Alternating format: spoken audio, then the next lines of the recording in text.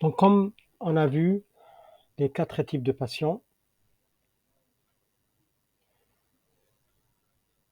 chaque fois qu'on clique sur les patients dans le registre des patients inclus, on va tomber sur la fiche de patient. Fiche de patient, comme on a vu, elle est différente entre les 4 types de patients, mais en total, on a normalement les informations en haut pour l'identifiant. La proposition a été faite par l'application ou par le soignant. Est-ce qu'elle a accepté ou l'a refusé? Est-ce qu'on a fait entrer les informations? Le dossier est complet ou non?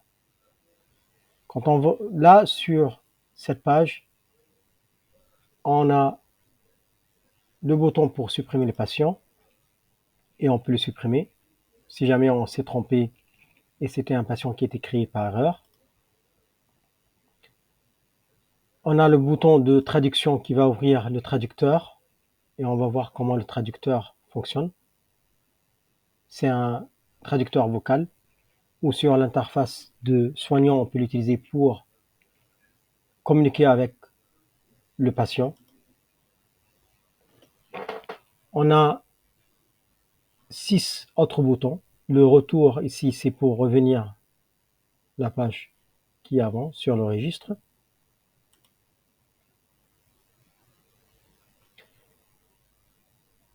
Et on a les 6 boutons qui sont très importants pour la fiche patient. Le premier, c'est pour proposer un TROD. Ça, si jamais le soignant avait refusé, donc on peut toujours cliquer pour passer par la reproposition du TROD. Mais il ne faut pas le faire puisque ici, il a déjà accepté. Le bouton pour ajouter les résultats. Attention, les résultats ont été déjà renseignés. Donc là, comme on a vu sur les autres vidéos, on avait cliqué sur les résultats pour les ajouter, mais puisque c'est déjà complet, on a ce message d'erreur que c'est déjà renseigné. Si jamais on s'est trompé, oui, on peut le modifier. Et donc on voit, avant c'était positif, négatif, inconclusif. Donc disons que ça changeait et celui que il n'était pas conclusif est en fait négatif. Encore une fois, on peut les changer. Vous pouvez le changer plusieurs fois. On va les laisser ici sur pour voir les 3 types de résultats. La consultation de dossier patient, on voit les résultats. Ça, la dernière version qu'on a ajoutée. Les antécédents pour le VIH, VHV et l'hépatite C. Les facteurs de risque. Toutes ces informations sur cette page, dossier patient, c'est les informations que le patient les a rentrées sur l'interface patient. Et on va voir sur la dernière vidéo du tutoriel comment ça se passe sur l'interface patient. Barrière au dépistage, il avait coché que il a des barrières au dépistage. Ce patient-là, comme on avait vu, il avait refusé au début le test. Et on peut vérifier ici que la proposition, elle était faite par le soignant parce qu'au début, c'est le patient qui avait refusé et nous, on a changé sa réponse. Mais quand il avait refusé le test par l'application AIDA, donc il a rempli barrière au dépistage et on a toujours ces informations ici. Donc il avait ces barrières de dépistage, or on a pu changer et on a reproposé par le soignant. C'est pourquoi on a les barrières au dépistage. Ses connaissances en santé, il n'a pas de difficulté. Et c'est les informations sociodémographiques. Vous pouvez toujours naviguer ces informations en cliquant sur les flèches à droite ou à gauche, comme vous voyez, ou sur les catégories. Le bouton retour, c'est pour retourner sur la fiche patient ou on peut retourner par là. Donc là, c'est le dossier patient. Quand on a rentré les informations des TROD, on a un message pour annoncer les résultats de TROD, si vous voulez l'utiliser. Pour quelle raison? Ben justement, ce patient, il parle l'arabe.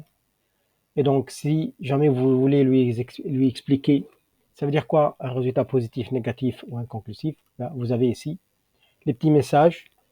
On avait récolté ces messages par le Delphi. C'est les propositions des soignants de l'OFI, comment présenter le positif, négatif ou le test qui est inconclusif. Et directement, vous avez le texte en français et la traduction dans la langue du patient, puisque lui, il parle arabe. Donc là, vous avez la traduction. Pour quelle raison? Ben, vous pouvez lui montrer sur votre tablette ou sur l'écran et il peut lire. Si jamais vous voulez lui expliquer après, ça veut dire quoi? Ben, on peut utiliser le traducteur. Donc là, vous avez le message qui est traduit et il peut le lire. Ça veut dire quoi? Un message positif. Et ça, c'est la traduction exacte, le texte qui est marqué en français.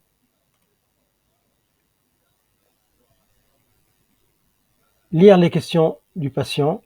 Comme on va voir sur la dernière vidéo de tutoriel, l'interface patient permet au patient de écrire dans sa langue maternelle une question au soignant qui sera traduite. Lui, il écrit en arabe ou dans sa langue maternelle. Ici, c'est l'arabe.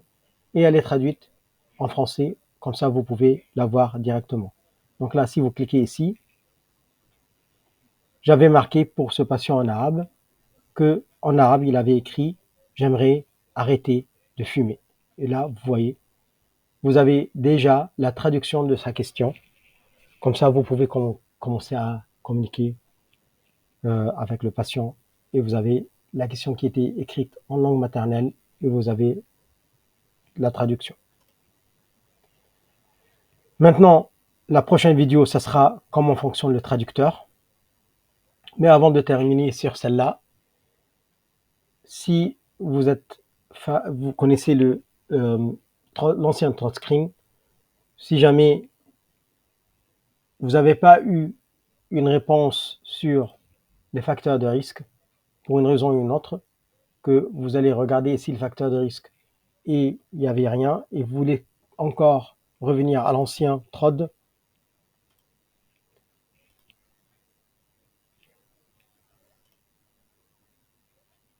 donc vous pouvez toujours lancer l'ancien TroDScreen. Cliquez dessus et vous avez l'ancien TroDScreen qui est là. Vous choisissez la langue.